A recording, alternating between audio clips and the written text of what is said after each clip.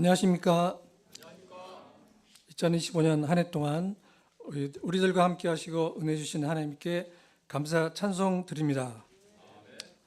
2025년 추수감사절 특강 말씀의 제목은 내 하나님 여호와를 잊지 말라입니다. 요절 말씀 11절 다 같이 읽겠습니다. 시작. 내가 오늘 내게 명하는 여호와의 명령과 법도와 규례를 지키지 아니하고 내 하나님 여호와를 잊어버리지 않도록 삼가할지어다. 신명기는 이스라엘 자손이 가데스 바네아에서 하나님의 명령에 불순종한 죄로 광야로 다시 들어간 지 40년이 되던 해 모세가 요단 동쪽 벳볼 맞은편 골짜기에서 다시 가르친 말씀입니다. 그 시기에는 모세와 여호수아와 갈렙을 제외한 출애굽 1세대가 다 죽은 후입니다. 출애굽 사건을 경험하지 못한 2세대들이 가나안 땅에 들어가기 직전입니다. 가나안은 적과 끓이 흐르는 아름다운 땅입니다. 그런데 모세는 그들이 그 땅에서 멸망할 수도 있다고 경고합니다. 이는 그 땅에서 부유해졌을 때 여호와 하나님을 잊기 쉽기 때문입니다. 그러므로 하나님의 명령을 지키고 여호와 하나님을 기억하여 사는 것이 죽느냐 사느냐, 번성이냐 멸망이냐를 결정하는 중대한 문제가 됩니다. 하나님은 우리에게도 출애굽의 기적의 역사를 이루시고 아름다운 하나님의 기업에서 복을 누리며 살게 하신 많은 감사 제목들을 주셨습니다. 이 시간 하나님이 이루신 은혜를 기억하며 여호와 하나님을 잊지 않고 감사의 단을 쌓는 추수감사절 되기를 기도합니다. 제1장 이스라엘이 차지할 아름다운 땅 1절에서 10절까지입니다. 1절부터 6절까지는 지난 40년 동안의 과거를 회상하는 내용입니다. 1절을 보십시오. 1절 다 같이 읽겠습니다. 시작.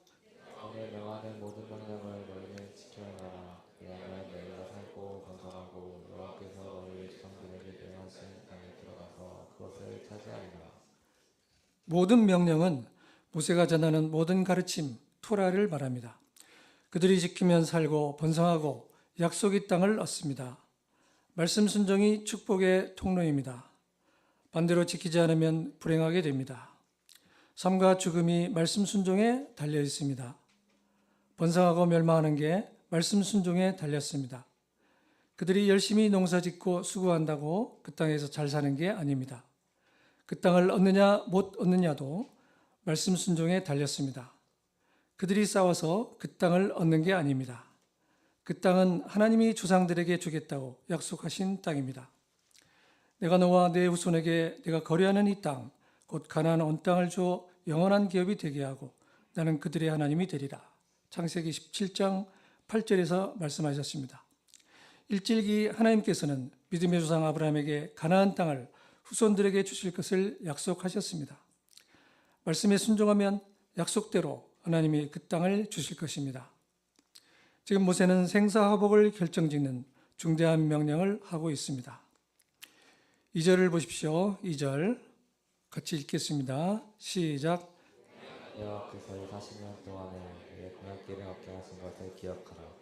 이는 너를 낮추시며 너를 시험하사 내 마음이 어떠한지 그 명령을 지키는지 지키지 않는지 알려 하십니다. 2절은 기억하라는 명령으로 시작합니다. 모든 명령을 지키기 위해 먼저 기억해야 할 게 있습니다. 이는 지난 40년간 여호와 하나님이 네게 광야길을 걷게 하신 것을 기억하라고 하십니다.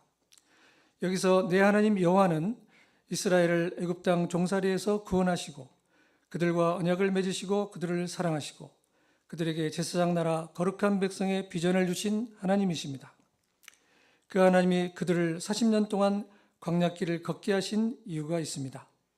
이는 그들을 낮추시고 시험하사 내 마음이 어떠한지 그 명령을 지키는지 지키지 않는지 알려 하심입니다. 이스라엘은 처음에 애굽에 내려올 때만 해도 총리의 가족으로 인정받으며 잘 지냈습니다. 그러다가 노예로 전락했습니다. 애굽에서 낮아질 대로 낮아졌습니다. 그들은 구원이 필요함을 깨닫고 하나님께 절박하게 부르짖었습니다. 하나님은 이런 그들을 출애굽시키시고 광야에서 또 낮추셨습니다. 거기서 하나님은 그들을 시험하셨습니다. 시험을 쳐보면 그 사람의 실력이 어느 정도인지 객관적으로 드러납니다. 그들의 마음이 어떠한지 하나님의 명령을 지키고자 하는지 알아보려고 하셨습니다. 광야 생활은 그야말로 그들의 밑바닥이 드러나는 시간이었습니다. 하나님이 40년 광야 생활을 통해 알고자 하신 것은 딱 한 가지, 하나님의 명령을 지키는지 안 지키는지를 알고자 하셨습니다. 하나님은 오로지 그들에게서 말씀에 순종하는 모습을 보기 원하셨습니다. 광야는 하나님의 명령을 배우고 경험하고 익히는 곳이었습니다. 고난당하기 전에는 내가 그릇 행하였더니 이제는 주의 말씀을 지키나이다. 고난당한 것이 내게 유익이라 이로 말미암아 내가 주의 윤례들을 배우게 되었나이다. 400년간 노예 백성으로 살던 이들이 거룩한 하나님의 백성이 되려면 말씀 순종하는 연단이 필요했습니다. 우리도 과거 죄의 노예로 살던 자들로서 거룩한 하나님의 백성이 되려면 무엇보다 하나님의 말씀에 순종하는 법을 배워야 하는 것입니다. 하나님은 이를 만나 훈련으로 훈련하고자 하셨습니다. 3절을 보십시오. 3절 다 같이 읽겠습니다. 시작.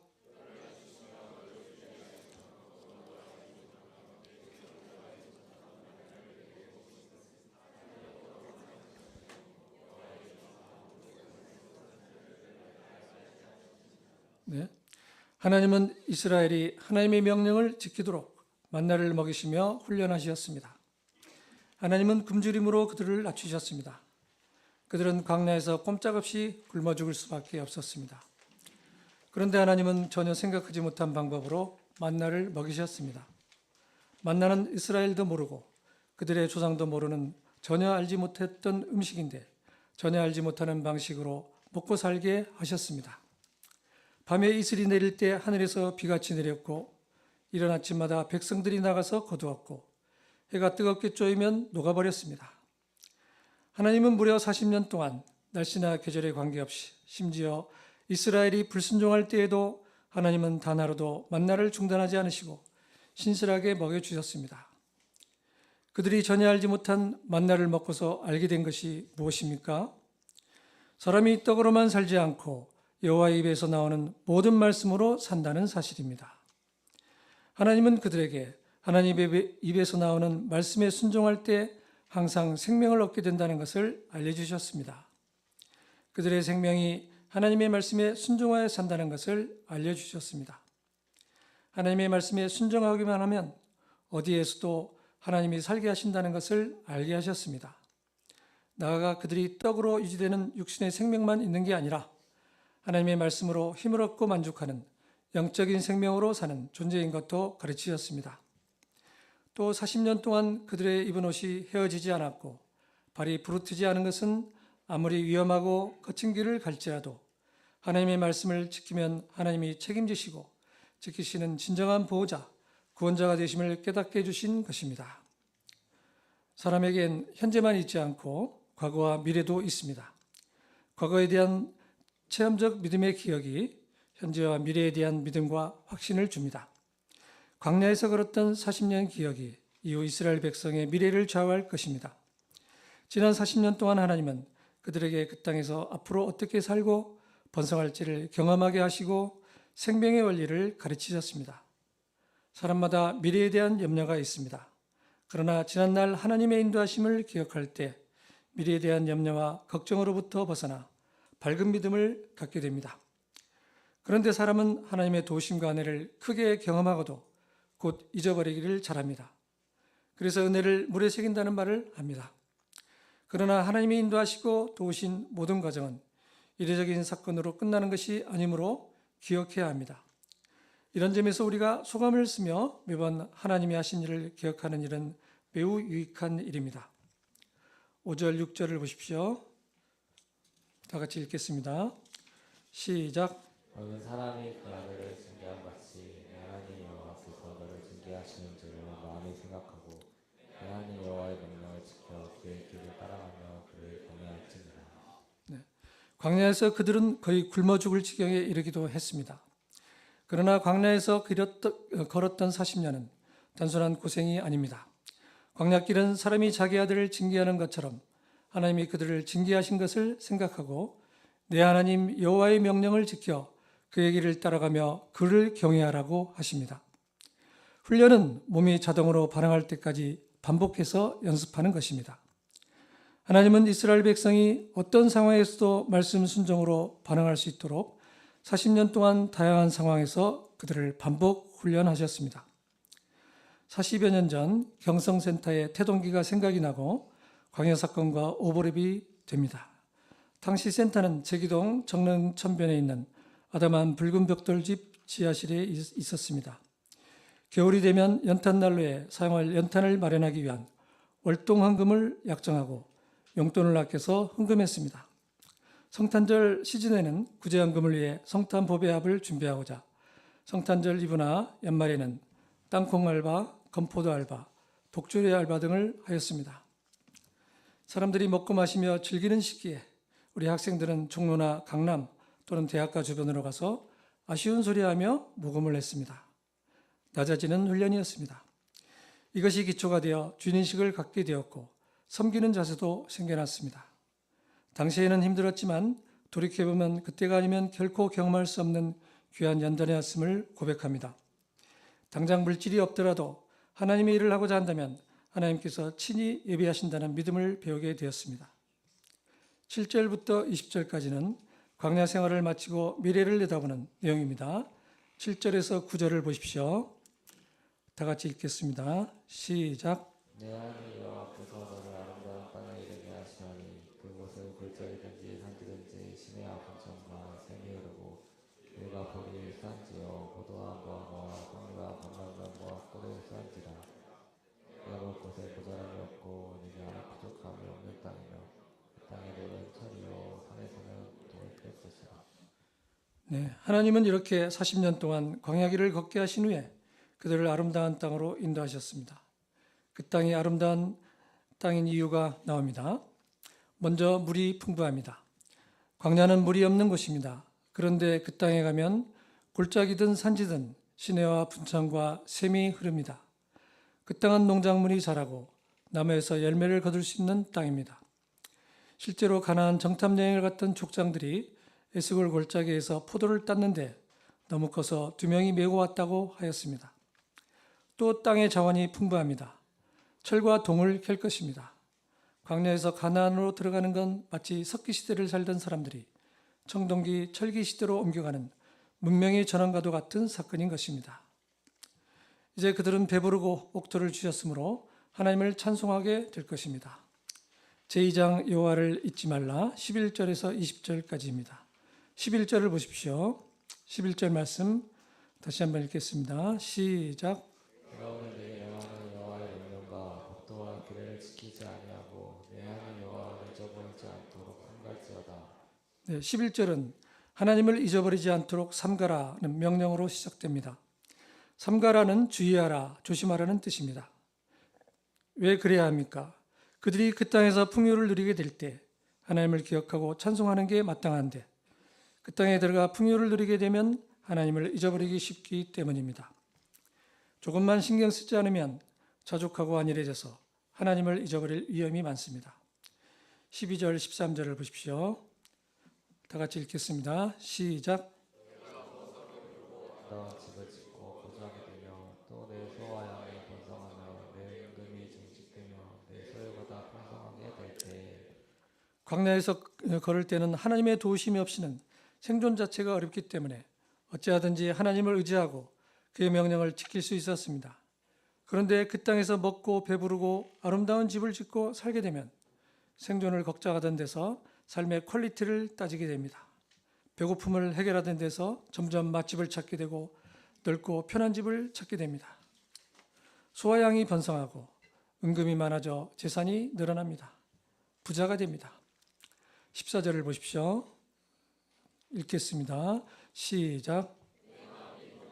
하나님 여호와를 지금까 염려하노라. 여호와는 너를 애굽 땅 종되었던 집에서 이끌어내시고. 그런데 재산이나 소유가 늘어나면 사람의 마음도 부유해지고 마음이 달라지기 쉽습니다. 마음이 교만해집니다. 외적인 풍요가 사람의 교만을 부추깁니다. 그때 하나님을 잊어버립니다.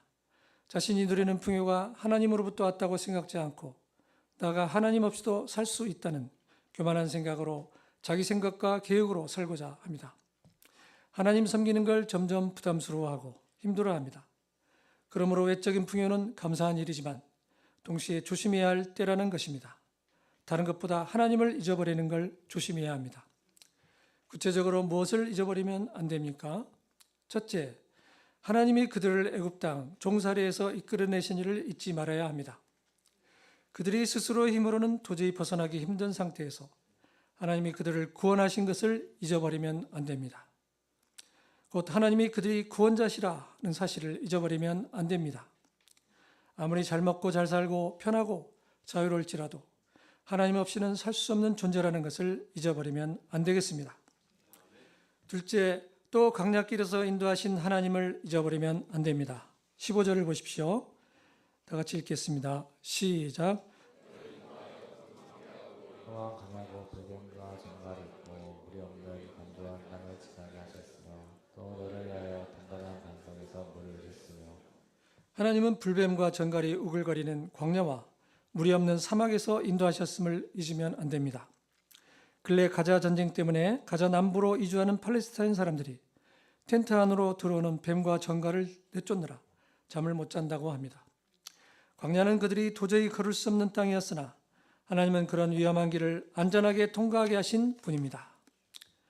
내가 사망의 음침한 골짜기로 다닐지라도 해를 두려워하지 않을 것은 주께서 나와 함께 하심이라. 주의 지팡이와 막대기가 나를 안위하시나이다. 셋째, 하나님이 만나를 먹이시며 낮추시고 시험하신 것을 잊어버리면 안 됩니다. 16절을 보십시오. 다 같이 읽겠습니다. 시작. 다하지 못하다 만나를 광야에서 내게 먹으셨나이다. 다 너를 낮추시며 너를 시험하사 마침내 내게 복을 주려 하심이옵니다. 네, 광야는 먹을 것이 없기 때문에 생존이 불가능합니다. 그런데 그런 곳에서 하나님은 조상들도 알지 못하는 만나로 혁신적인 생존 방식으로 먹이셨습니다. 사람들이 볼 때는 전혀 살 길이 안 보이는데 하나님의 방식으로 살게 하셨습니다. 망하고 죽을 것 같은 상황에서 하나님의 방법으로 살게 하셨습니다. 이스라엘 백성으로서는 정말 생명의 주를 경험한 것입니다. 그렇게 하신 목적은 그들을 복 주시기 위해서였습니다. 무슨 복입니까? 하나님 없이는 사람이 살 수 없다는 사실, 하나님이 사람을 살게 하신다는 사실을 깨닫게 하신 것입니다. 하나님을 구원자로 만나고 인격적인 관계를 맺게 하신 것입니다. 이것이 복입니다. 이것을 알고 사는 게 제대로 잘 사는 것입니다. 아무리 재산이 많고 부족한 게 없어도 이 하나님을 알지 못하면 곧 시들어버리는 꽃과 같이 사라지게 될 것입니다. 17절을 보십시오. 다 같이 읽겠습니다. 시작. 그래 내 능력과 내 손의 힘으로 내가 이 정보를 얻었다 말할 것이다. 사람들은 안 좋은 결과에 대해서는 남 탓, 환경 탓을 잘하지만 좋은 결과에 대해서는 자기 능력과 노력의 결과물이라 주장하며 자기 영광을 과시합니다. 그래서 많은 재산을 갖고 나면 마음에 엉뚱한 생각을 합니다. 이 재산은 내가 뼈 빠지게 일해서 모은 것이다 하며 움켜집니다.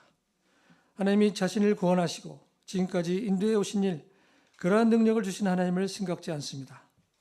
어리석은 부자의 생각입니다. 누가복음 12장 19절에 나옵니다. 이 부자는 자기가 재산을 모아 부자가 된 양 우쭐대고 자랑하고 하나님께 영광 돌리지 않을 때 망하게 되었습니다. 예수님이 성전 지도자들에게 말씀하신 포도원 농부의 비유에서도 농부들은 포도원 주인으로부터 받은 은혜는 잊어버리고 막상 포도를 수확하고 나니 마음이 달라져 포도원 주인에게 수출 얼마도 내지 않고자 주인이 보낸 종들을 때리고 죽여서 빈손으로 보냈습니다.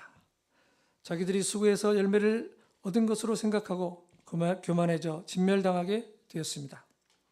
18절을 보십시오. 다 같이 읽겠습니다. 시작. 내게 정말 얻을 능력을 주셨습니다. 이같이 하시면 내 조상들에게 맹세하시옵나이까 너와 같이 이루려 하십니다. 그때 하나님을 기억해야 합니다. 하나님이 재물 얻을 능력을 주셨다는 사실을 기억해야 합니다.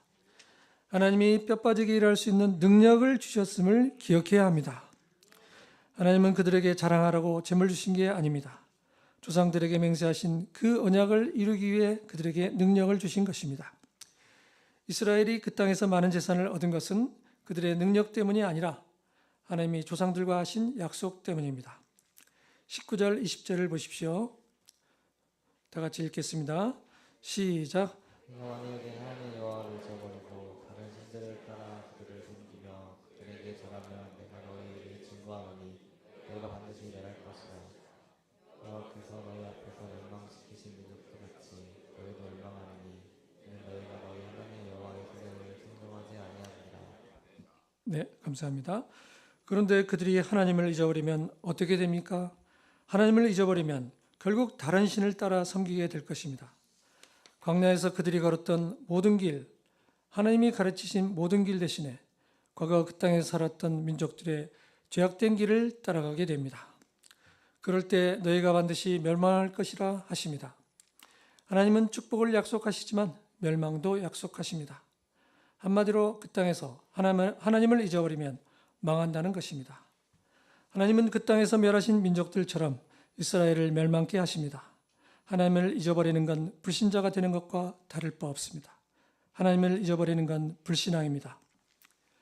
40여 년 전 하나님께서 저를 부르시고 인도하셨습니다. 저는 대학에 들어왔지만 갈 바를 알지 못한 채 뭔가 의미 있는 일이 있을 것이라는 기대 속에서 독서 모임, 바둑 모임, 봉사활동 등을 해보았습니다. 그러나 내면에는 공허함이 생겨났고 이런종 1:1 말씀 공부를 시작하게 되었습니다. 말씀을 통해 하나님을 알게 하셨습니다. 84년 2월 말 바이블 아카데미 수강 강사로 잡은 말씀이 창세기 26장 22절입니다. 이삭이 거기서 옮겨 다른 우물을 팠더니 그들이 다투지 아니하였으므로 그 이름을 르호봇이라 하여 이르되 이제는 여호와께서 우리를 위하여 넓게 하셨으니 이 땅에서 우리가 번성하리로다 하였더라. 이 말씀을 통해 다른 모임들을 중재하고 저를 경성UBF로 부르시고 르호봇과 같이 영적인 은혜를 주시려는 부르심을 영접하게 되었습니다. 소감 발표 후에 삶이 완전히 바뀌게 되어 사명감을 가지고 하나님을 섬기며 살아가게 되었습니다. 이후에 엘리사벳 동역자와 가정을 이루고 캠퍼스 양들을 섬기고 2세들을 섬기는 JBF 교장으로 직분을 주셔서 20여 년간 섬기게 하셨습니다. 주일 오전에는 중고등학생 10대들과 모임을 이루고 주일 낮에는 교회에서 20대에서 50대인 동역자들과 모임을 이루고 직장에서는 60대에서 100세 된 노인분들 진료하며 한 주 동안 10대에서 100세까지를 아우르는 위대한 폭넓은 삶을 살게 하셨습니다. 큰아들 요한 선교사는 텍사스에서 양들을 헌신적으로 섬기고 있어서 믿음직했습니다. 둘째 세안이도 하나님의 때에 믿음의 가정을 이루게 도우셨습니다. 이제 저는 어느 정도 인생 문제가 해결된 것 같아 잠시 영적 긴장이 풀려 있었습니다. 그런 중에 오늘 말씀을 보며 이런 축복을 주신 분이 하나님이심을 깨닫게 되었습니다. 특히나 르호봇의 의무를 주시리라는 처음 하나님을 만난 말씀을 기억나게 하시고 말씀을 이루어 가시는 하나님을 알게 되어 감사합니다. 제가 뭔가 잘나서 이룬 게 아니었습니다. 저는 소심하고 연약해서 상대방이 공격적으로 나오거나 상처를 주면 오랫동안 힘들어하였습니다. 저를 무시하는 사람을 영접하지 못하는 자였습니다. 이런 자세로는 양 한 명도 제대로 키울 수 없습니다. 이제 인생의 후반기 생명을 살리는 역사를 이루어야 합니다. 가을에 결실하듯이 인생의 가을인 60대에 결실하고자 소망을 갖고 힘써 하나님을 기억하고 말씀을 사모하며 오직 믿음으로 여생을 보내고자 기도합니다. 체력이 허락하는 한 오직 하나님 은혜만을 기억하고 하나님을 잊지 않고자 하나님의 일을 더욱 충성하는 자 되기를 기도합니다.